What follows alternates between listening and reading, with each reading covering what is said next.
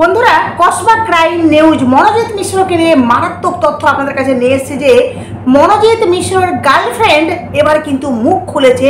এবার মেয়েটি মারাত্মক কিছু কথা বলেছে। চলুন আপনাদেরকে পুরো ডিটেলসে বলবো যে মনোজিতের গার্লফ্রেন্ড কি বলছেন। তার সাথে আরেকটা গুরুত্বপূর্ণ তথ্য যেটা মনোজিতের সম্পর্কে সামনে এসছে যে এই মনোজিৎ মিশ্র ক্লাস চলাকালীন ছাত্রীদেরকে ক্লাস থেকে তুলে নিয়ে আসতো আর সেই ছাত্রীগুলোর সাথে ভয়ানক কাণ্ড ঘটাতো। চলুন আপনাদেরকে পুরো ডিটেলসে বলবো, শুনলে গা শিউরে উঠবে বন্ধুরা। চলুন প্রথমত আপনাদেরকে বলি যে এই যে মনোজিৎ মিশ্র যেই ছেলেটি একটি সম্পর্কে যুক্ত, তার কিন্তু একটি গার্লফ্রেন্ড ছিল, যেটা নির্যাতিতা নিজের মুখে বলেছিল যে মেয়েটির কিন্তু গার্লফ্রেন্ড ছিল, ছেলেটির গার্লফ্রেন্ড ছিল।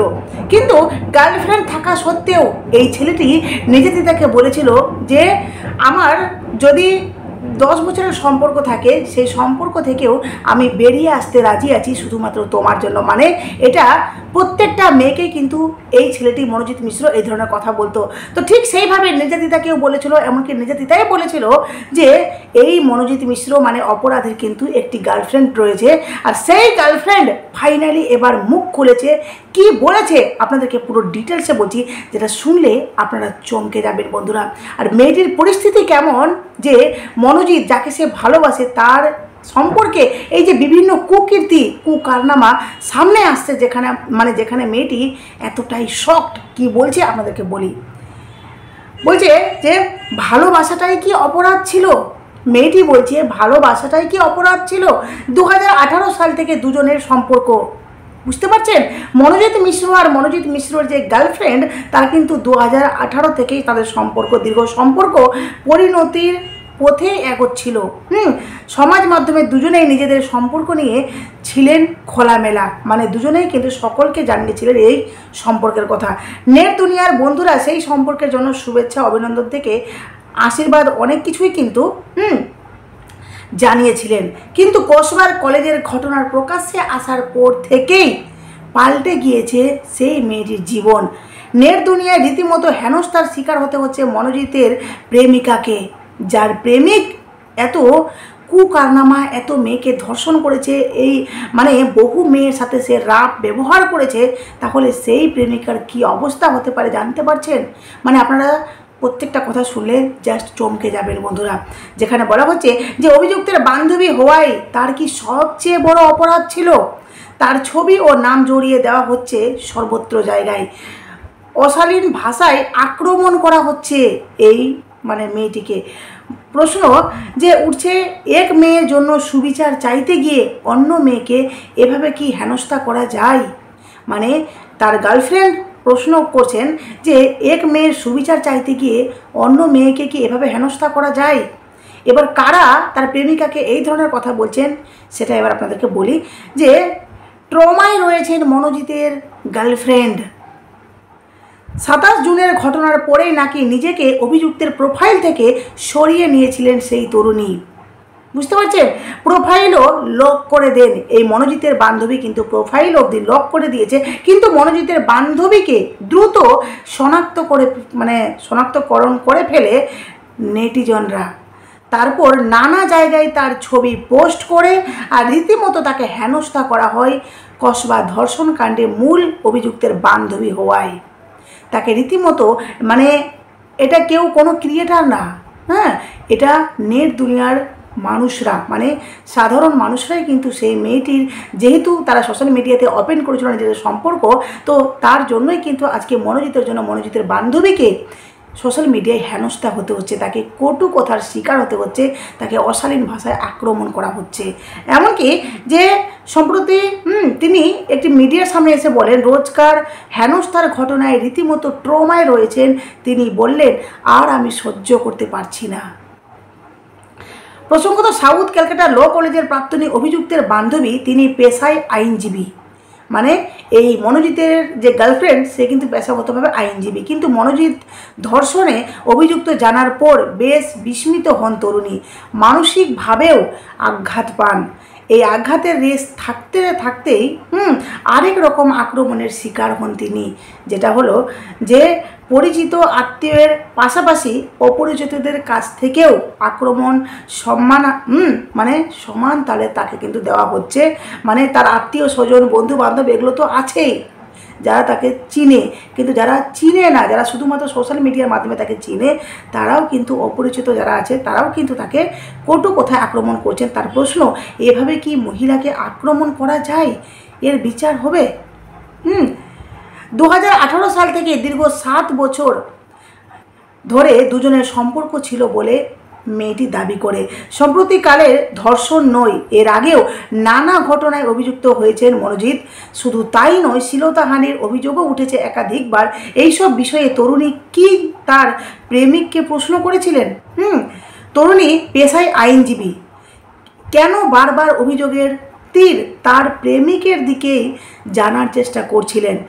এইসবের প্রশ্নর উত্তর অবশ্য অধরা থেকে গিয়েছে সংবাদের মাধ্যমে, সংবাদের কাছে। কিন্তু মেয়েটি বলছেন যে আমাকে যেভাবে হেনস্থা করা হচ্ছে, যেভাবে অশালীন ভাষায় আমাকে কটাক্ষ করা হচ্ছে, এটা কি সত্যি উচিত? এবার কারা করছে, কেন করছে, আপনারা আশা করি বুঝতে পারছেন। কিন্তু সবচেয়ে বড় কথা হলো, যেই মনোজিৎ মিশ্র এত ভয়ঙ্কর, যেই মনোজিৎ মিশ্র মেয়ে বলতেই তাকে স্বীকার করতে হবে নিজের, তার সাথে শারীরিক সম্পর্ক স্থাপন করতে হবে, এই ধরনের মেন্টালিটি ছিল গিয়ে মনোজিৎ মিশ্রর।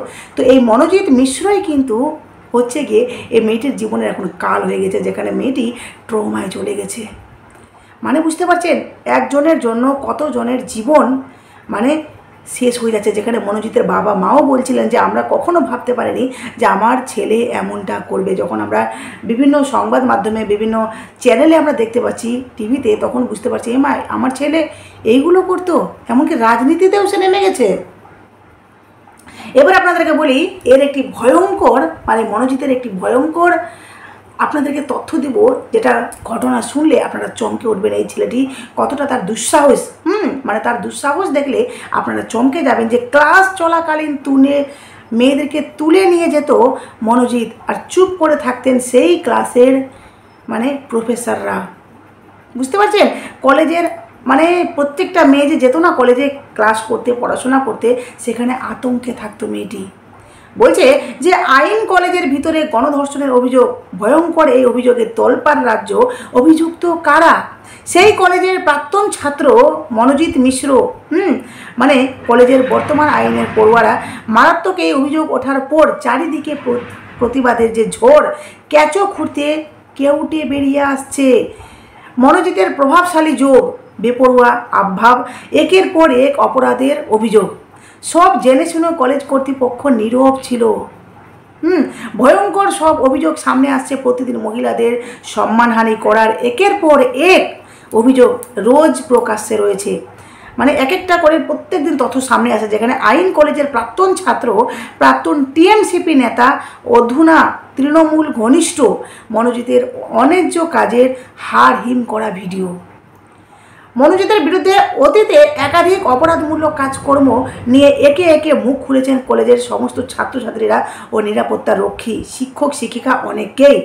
মনোজিতের বিরুদ্ধে চাঞ্চল্যকর তথ্য, যেটা হলো যে নির্যাতিতার সহপাঠী এবং কসবার আইন কলেজের প্রথম বর্ষের আরেক ছাত্রীও আইন নিয়ে পড়াশোনা করবেন এই স্বপ্ন নিয়ে কিন্তু সেই ল কলেজে 2024-এ ভর্তি হয়েছিল সাউথ ক্যালকাটা ল কলেজে। বুঝতে পারছেন, কিন্তু ঢোকার কয়েকদিনের মধ্যেই মনোজিতের জন্য কলেজের ভিতরে পরিবেশ তার কাছে অসহ্য হয়ে উঠেছিল।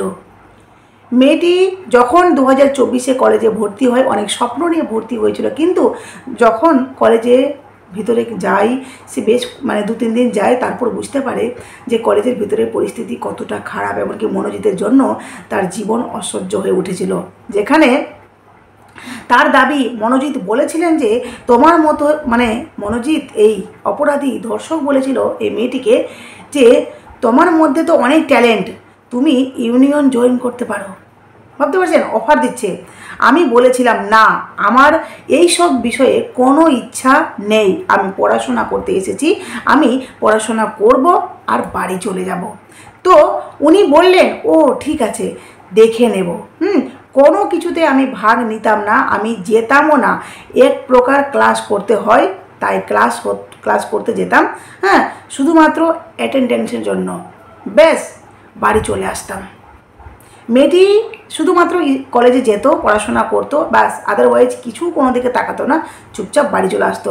2023 সালে এরকম, হ্যাঁ, একটি কলেজে কলেজ পিকনিকে গিয়ে মনোজিৎ মিশ্রর হাতে যৌন নির্যাতনের শিকার হতে হয়েছে বলে অভিযোগ করেছেন কলেজের আরেক ছাত্রী। আর এবার কলেজের আরেক ছাত্রীর অভিযোগ, কাউকে কোনো তোয়াক্কা করতেন না মনোজিৎ মিশ্র। ক্লাস চলাকালীন অধ্যাপকের সামনে থেকে যে কোনো কাউকে সে উঠিয়ে নিয়ে যেতেন। জাস্ট ভাবুন যে কতটা তার মধ্যে দুঃসাহস ছিল। ক্লাস চলাকালীন প্রফেসরের সামনে সে যে কোনো মেয়েকে উঠিয়ে নিয়ে চলে আসতো। আর ছাত্রীর কথায় যখন ক্লাস চলতো, ক্লাস চলাকালীন মনোজিৎ মিশ্র আসতেন আর উনি চেলা চামুন্ডাকে সঙ্গে নিয়ে আসতেন, ইশারা করতেন। টিচাররা ওখানেই দাঁড়িয়ে বলতো, যাও তোমাকে ডাকছে। ভাবতে পারছেন, এই মনোজিৎ মিশ্র গেটের সামনে এসে তার চেলা চামুন্ডাকে নিয়ে আসতো আর ইশারা করতো, ওকে ওকে পাঠিয়ে দিন। বাস সেই ক্লাসের টিচাররা বলতো যে তোমাকে ডাকছে, যাও, চুপচাপ পাঠিয়ে দিত। একবারও অবজেকশন করতো না সেই ক্লাসের প্রফেসর, টিচার বা ম্যামরা, কেউ অবজেকশন করতো না। তার কতটা রাগ চলতো সেখানে। টিচাররা ওখানেই দাঁড়িয়ে চুপচাপ দেখতো, আর বলতো তুমি চলে যাও, তোমাকে ডাকছে, ব্যাস। কেউ কোনো কথা বলতো না, কেউ কিচ্ছু বলতেও চেষ্টা করতো না। কঠোর থেকে কঠোর টিচাররাও কিচ্ছু বলতে পারতো না। যেখানে টিচাররা কোনো টিচার, একটা টিচার এক রকম না, কারো রাগ বেশি, তো সেই টিচারগুলো কিন্তু ওর কাছে নম্রতা স্বীকার করতো, এসে শুধু হাতের ইশারা করতেন, তাতেই মানুষজন চলে যেত। আজকে যে আমরা মনোজিৎ এদেরকে বলছি, এদেরকে দোষ দিয়ে লাভ নেই। আমাদের কলেজ কর্তৃপক্ষ সব কিছু ওদের হাতে ছেড়ে দিয়েছিল। কলেজের সমস্ত যা কিছু হবে, কর্তৃপক্ষ, যা টিচার রয়েছে, ওখানকার সমস্ত যে কর্তৃপক্ষ, সকলে কিন্তু এই মনোজিতের উপর এতটাই বলতে পারে যে দায়ভার দিয়ে দিত, বা সব কিছু মনোজিৎ যেটা করবে সেটাই ফাইনাল, এটাই হলো তাদের মূল বক্তব্য। মনোজিৎকে দেখে এক কথায় এক প্রকার ওনারা কিন্তু ভয় করতেন। যার জন্য বলছেন যে কি আর বলবো, উনি হর্তা কর্তা বিধাতা বলতে যাকে বোঝায়। আপনি স্টুডেন্ট, আপনাকে ঢুকেই বলে দেওয়া হবে, বলছে যে সেই কলেজে পড়তে গেলে আপনি যে স্টুডেন্ট, আপনাকে ঢুকেই বলে দেওয়া হবে যে যেখানেই ভাই তুই রনে বনে জলে জঙ্গলে যেখানেই থাকবি, হ্যাঁ, সেখানেই আমাকে দেখবি, সেখানে আমার সব জায়গায় দর্শন পাবি। যেখানে জীবন গড়ার পাঠ দেওয়া হয়, সেখানে জীবন নিয়ে কার্যত আতঙ্কে থাকতে হতো বলে অভিযোগ করেছেন সেই ছাত্রী। পড়াশোনা করতে যায় মানুষ নিজের জীবনটাকে একটা সুন্দরভাবে বা নতুন কিছু করার জন্য, জীবন গড়ার জন্য, কিন্তু দেখুন যেই কলেজে পড়াশোনা করতে যায় সেই কলেজে জীবন গড়ার বদলে জীবনকে নিয়ে আতঙ্কে থাকতে হয়, ভয়ে থাকতে হয় যে কখন ওই পোষ্যটা আসবে আর আমাকে অ্যাটাক করবে। জাস্ট ভাবা যায় না যে এক একটা ছেলে কতটা নিজের মধ্যে সাহস রাখে, বা কতটা এরা নিজেকে জানি না কি মনে করে যে একের পর এক মেয়েকে এরা রীতিমতো টর্চার করে যাচ্ছে। আর আপনাদেরকে বলি যে এই যে মনোজিৎ মিশ্র, সে নির্যাতনের পর কি করেছিল আপনারা জানলে অবাক হবেন, যে মেয়েটিকে ধর্ষণ করে, আর রীতিমতো সেই রুমে, গার্ড রুমে তারা মদ্যপান করেছে। জাস্ট ভাবুন, রীতিমতো তারা আনন্দ উল্লাস, তার মধ্যে বিন্দু মাত্র কোনো ছিল না, একটা অনুশোচনা থাকে না, যে বিন্দু মাত্র যে ভয় বা সংকোচ বোধ যে আমি একটা অন্যায় কাজ করেছি, সেই সম্পর্কে বিন্দু মাত্র তার মধ্যে কোনো রকমের ভয় ছিল না এই মনোজিৎ মিশ্রর মধ্যে। যেমন বলা হচ্ছে যে মনোজিৎ মিশ্র নির্যাতনের পর কী করেছিলেন, পুলিশের হাতে আবার চাঞ্চল্যকর তথ্য, যেটা হলো যে তদন্ত যত এগোচ্ছে উঠে আসছে আরও নতুন নতুন তথ্য। মনোজিৎ তার সহযোগীদের বিরুদ্ধে জমছে প্রমাণ। এই ঘটনায় দায়ীদের কড়া শাস্তি হবে কিনা সেটাই এখন গোটা রাজ্যের প্রশ্ন। ঘটনা উঠেছিল, ঘটনা যে ঘটেছিল 29শে জুন, নির্যাতিতার অভিযোগ অনুযায়ী সন্ধ্যা 7:30 রাত প্রায় 11টা 10টা 50 পর্যন্ত সময় জুড়ে চলে ভয়ঙ্কর নির্যাতন। 7টা 30 থেকে 10টা 50, মানে অনেকটা টাইম। আর প্রথমে তাকে কলেজের ইউনিয়ন রুমে নিয়ে যাওয়া হয়, তারপর অভিযুক্তদের সঙ্গে ধস্তাধস্তি হয়, পরে তাকে কলেজের রক্ষীর ঘরে, নিরাপত্তা রক্ষীর ঘরে নিয়ে যাওয়া হয়, তারপর তার উপর যৌন হেনস্থা হয় বলে অভিযোগ। এমনকি যে এই তথ্যের ভিত্তিতে শুক্রবার ভোর রাতে মূল অভিযুক্ত মনোজিৎ সহ আরও 4 জনকে নিয়ে ঘটনার পুনর্নির্মাণ করে পুলিশ এই দীর্ঘ সময়ের মধ্যে তাদের চলাচল, গতিবিধি ও ফোন আলাপের খুঁটিনাটি খতিয়ে দেখা হয়, যেখানে তদন্তে জানা গেছে নির্যাতনের পর অভিযুক্তরা বাইরে গিয়ে রেস্তোরাঁয় রাতের খাবার খেয়েছিল। তারা ধর্ষণ করে আড্ডা ফাড্ডা মেরে তারপর তারা রেস্তোরাঁয় খাবার খেয়েছিল। পুলিশের কাছে এটি একটি গুরুত্বপূর্ণ তথ্য, কারণ এটা প্রমাণ করে যে অভিযুক্তরা একেবারেই বিচলিত ছিলেন না। এছাড়াও মনোজিৎ 2 প্রভাবশালী ব্যক্তিকেও ফোন করেছিলেন, যাদের বিষয়ে পুলিশ জানতে চাইছে। কারা এই প্রভাবশালী, ফোন করে কী আলোচনা হয়েছে, কী তারা কথাবার্তা বলেছে, এই ফোন আলাপের মাধ্যমে তারা কোন রকমের প্রভাব খাটানোর চেষ্টা করেছে কি করেনি, সেটাও কিন্তু এখন পুলিশ সামনে নিয়ে আসছে। যাই হোক, আপনাদের কাছে সমস্ত তথ্য শেয়ার করলাম। অবশ্যই আপনারা নিজের মূল্যবান মতামত দেবেন। অবশ্যই আমাদেরকে প্রতিবাদ করতে হবে, যেখানেই অন্যায় সেখানেই প্রতিবাদ করতে হবে, কারণ এই ধরনের অন্যায় কিন্তু আরও অনেক জায়গা হচ্ছে, যেটা এখনও ধামাচাপা পড়ে আছে। যাই হোক, প্রতিবাদ এখানেই শেষ করলাম। অবশ্যই আপনাদের মূল্যবান মতামত কমেন্ট বক্সে দেবেন। নতুন থাকলে চ্যানেলটি সাবস্ক্রাইব করে নোটিফিকেশন করে পাশে থাকবে।